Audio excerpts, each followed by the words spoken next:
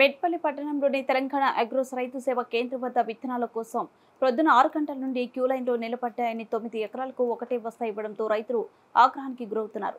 ఇది పూర్తిగా అధికారులు నిర్లక్ష్యమని రైతులు మండిపడుతున్నారు. అధికారులు సత్వరమే చర్యలు తీసుకుని రైతులకు కావాల్సిన అన్ని విత్తనాలు సరఫరా చేయాలని రైతులు వేడుకుంటున్నారు.